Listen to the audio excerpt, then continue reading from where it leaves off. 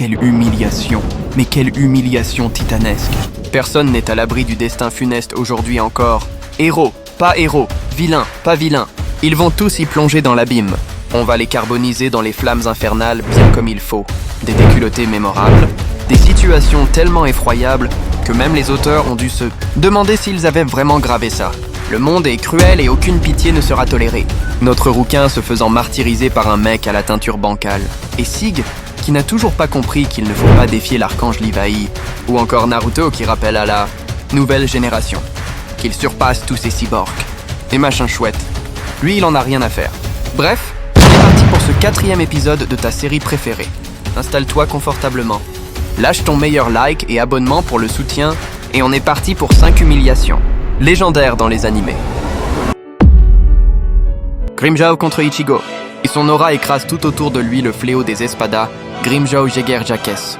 Ichigo le charge alors avant de voir sa lame stoppée par le bras de son opposant. Leurs regards se croisent comme des comètes avant que notre rouquin ne se fasse balader d'un air condescendant par l'espada.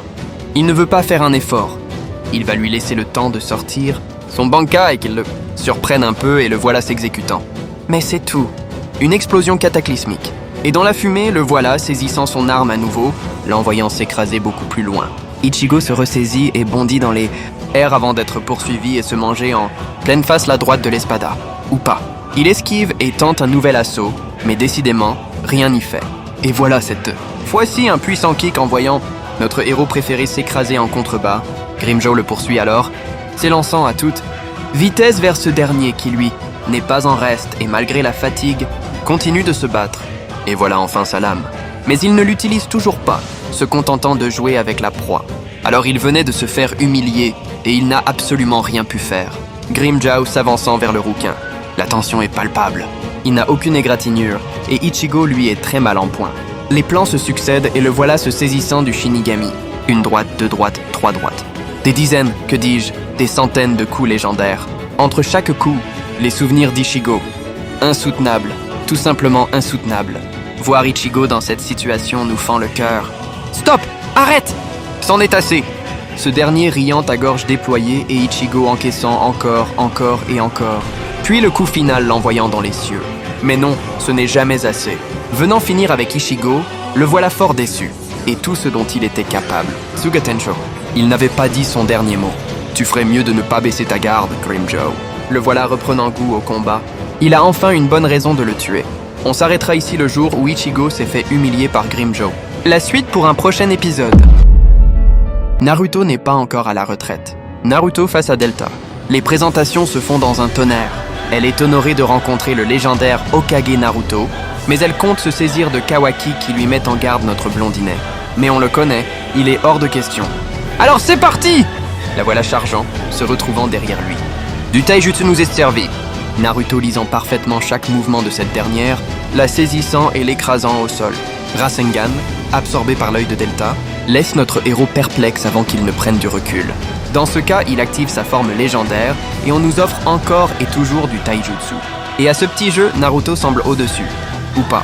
Un monstre qui modifie ses jambes à sa guise, venant transpercer le ninja, le surprenant avant de venir repousser son adversaire. Ou pas. La voilà déjà au corps à corps, venant lui faire mordre la poussière. Et pour qui elle se prend au juste? C'est elle qui ose prendre de haut? Non, impossible. Naruto ne se fera pas humilier. Du moins pas aujourd'hui. Venant refermer sa blessure, il jouait la comédie pour tenter de lui soutirer des informations. Et voilà les deux adversaires se chargeant à nouveau et entrant en collision. Du taijutsu. Encore et encore. Des droites, des gauches, des coups de pied retournés. Puis, à la surprise générale, Delta propulse le Rasengan hors de son œil esquivé par Naruto. Le combat se poursuit. Dès lors, on n'est plus dans le monde des shinobi. C'est Iron Man face à Naruto, un véritable cyborg. Le shinobi aura beau lui détruire les jambes, elles repousseront dans ce cas. Fini de jouer. Un laser puissant digne de Pokémon s'échappe des yeux de Delta. Ça n'en finit pas cette mascarade. 10e round au moins de taijutsu. Delta venant agripper le héros et tente un nouveau laser, esquivé in extremis par Naruto avant qu'il ne se prenne un énième kick en plein visage. Elle tente encore la même attaque. Il faut changer, madame. Vous n'avez que ça en stock. Mais elle ne comprend vraiment rien. Elle continue de tenter de boxer notre héros qui ne cesse de la repousser. Tu ne fais pas le poids robot. Il est temps d'en finir. Naruto vient de réutiliser Odama Rasengan sur elle à bout portant. Hinata l'absorbera alors, prenant de haut le ninja, le traitant d'imbécile. Mais il persiste, grandissant toujours plus en résonnant encore et encore. Le cyborg ne cessant d'absorber son chakra. C'est étonnant. N'a-t-il donc aucune limite? Il cherchait en réalité à saturer sa capacité, la pousser à ses limites. Et ça y est, il y est. Son œil ne fonctionne plus. On t'avait prévenu. Mieux valait ne pas prendre de haut le plus grand ninja de sa génération. Naruto venait en finir une bonne fois pour toutes avec sa technique iconique, renvoyant la cyborg en pièces détachées, protégeant à nouveau ses êtres chers. Levi face à Sig. Sig qui ne comprend décidément toujours pas. Décidément, ça devient un running gag s'il continue en boucle, à s'en prendre à Levi sans jamais comprendre qu'il ne fera jamais le poids. S'il questionne alors le commandant sur le fameux 20 ans, reste-t-il? Évidemment que non. On apprend alors qu'il est entouré d'une trentaine d'hommes et qu'il aura beau tenter de s'échapper, impossible pour lui. Puis, alors qu'il tourne la tête, on le voit prendre la fuite comme désespéré et il hurle dès lors un hurlement qui retentit dans toute la forêt et tous les soldats présents, tous, sauf exception, viendront se transformer en titans sous le regard médusé de Levi. Et le voilà alors encerclé par ses anciens camarades, prenant de la hauteur. On apprend que le vin a été transformé par le fameux liquide cérébrospinal, Levi venant esquiver chaque assaut de ses anciens camarades, voyant dans leur visage de titans ceux d'humains. Et ce plan juste magnifique. Levi se questionnant s'ils sont encore là. Au fond d'eux, ils envisagent comme venant se résigner. Puis un écran noir. On retrouve CJ pensant avoir remporté son énième round face au soldat le plus fort de l'humanité. Puis un son. Il tourne la tête et un fantôme surgit, plein de sang, venant d'abord se débarrasser de l'escorte de SIG. Il n'y croit pas. Ça recommence. On va passer outre le reste de Goldman. Excusez-moi les termes, je vous déteste. Mappa s'y prenant sa forme de titan bestial. Où est-il? Où est-il? Le questionnant, il n'a donc aucun remords à massacrer ses camarades et il ne comprend pas que cet homme est prêt à tout pour le salut de l'humanité. Venant faire tomber des dizaines de branches autour du titan, il pensait qu'il aurait eu des états d'âme à tuer ces hommes. Il n'a aucune idée du nombre de camarades qu'ils ont sacrifiés. Le voilà chargeant à toute vitesse, envoyant plusieurs lances explosives sur la nuque du titan, l'éjectant hors de son armure, venant se saisir de ce dernier, l'humiliant à souhait. Il schlingue, il est dégueulasse et il est vraiment à gerber. Je cite seulement, venant le traîner comme un vulgaire sac d'ordures. Du Levi tout craché. Garou face à l'héros de classe S. Garou le hagard originel. Quoi? T'es un héros de classe S qui plus est. Mieux vaut ne pas lui dire, car il est là pour toi. Il questionne alors Roulette Rider, se présentant fièrement comme un héros dans ce qu'il est, sa proie. Mais on vient d'interrompre. Ils sont venus se venger. Dans ce cas, ils vont tous y passer, avant de venir se prendre une méchante droite qui l'enverra valser. Il était là. Le 16e de classe, c'est parfait. Enfin une bonne prise, il en frissonne. Donc Top Master viendra alors briser le sol de toutes ses forces, faisant perdre l'équilibre à Garou avant de le charger. Il enverra alors cette fois-ci valser dans les airs.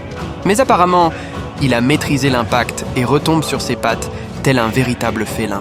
Les héros se questionnant s'il est bien un humain, et voilà un nouveau coup. C'est bien un humain. Il saigne comme tout le monde. Mais son regard, lui, est terrifiant, horrifique. Le voilà à nouveau avant d'être stoppé par Roulette. Rider, n'a-t-il pas honte? Un héros qui souhaite tuer un humain. Tant que Top Master s'excuse dès lors. Il a raison. Il aurait mieux fallu suivre son instinct. Il aurait dû l'achever. Garou jouant la comédie. Dans ce cas, il rentre chez lui ou pas? Il va tous les hagards avant que ce soit à son tour de briller. Infligeant le premier coup à Tank Top, la danse des poings fluctuants venant enchaîner le colosse, l'écrasant contre un mur, un héros de classe S est en genoux. Il va rester sagement ici, l'observer massacrer ses amis. Roulette Rider tentant d'interférer avant d'être stoppé net par Garou. Quand je vous dis que c'est le hagard originel, ce n'est pas des blagues. Il n'a aucune peine, il est là pour abattre l'ennemi. Ils y passeront alors tous. Il va faire le ménage à lui seul, ridiculisant des dizaines de héros. Impossible de le toucher, impossible de lire ses mouvements. L'humain qui se prenait pour un monstre, le terrible Garou, rira bien qui rira le dernier. Luffy contre le bel ami. La pleine lune, le vent glacial et deux pirates observant au loin. Bellamy va lui rendre l'or qu'il lui a volé au vieil homme. Hors de question, le voilà bondissant et venant rejoindre Luffy sur le toit. Ce sont ses amis, alors il va le leur rendre, provoquant le fou rire de Bellamy. S'est-il donné des coups? Qu'a-t-il à craindre d'une mauviette comme lui? Et quelle erreur fatale de prendre de haut le futur roi des pirates! Et l'équipage de la hyène le remarque. Luffy vaut 100 millions de berries. Leur capitaine est en mauvaise posture, mais il ne le sait pas encore. Il viendra briser le toit sur lequel il se tenait avant de charger le chapeau de paille qui esquivera, s'accrochant à un autre bâtiment. Mais le voilà, le chargeant à nouveau.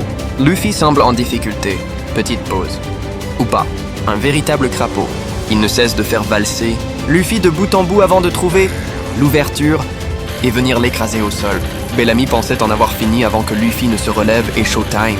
L'homme aux fruits du démon bondit dès lors, faisant des va-et-vient, prenant un élan incroyable et une vitesse hors du commun, assurant que l'ère des rêveurs est révolue. Provoquant le regard noir de notre chapeau de paille préféré, Luffy lui répétant sa question « Est-ce qu'il sait frapper ?» Et d'un coup dévastateur, il lui plaque au sol le faisant « cracher du sang !» L'une des humiliations les plus iconiques, de manga confondu, voilà. J'espère que cet épisode vous aura plu. Dis-moi ta scène préférée en commentaire. Pour moi, c'est celle de Garou le Hagar originel. Désolé si j'étais un peu méchant avec le combat de Naruto face à Delta. Propose-moi aussi d'autres scènes pour un prochain épisode. Je manque d'idées. L'écriture et le montage m'ont demandé beaucoup de temps. Du coup, n'hésite pas à t'abonner, à liker si mon univers te plaît.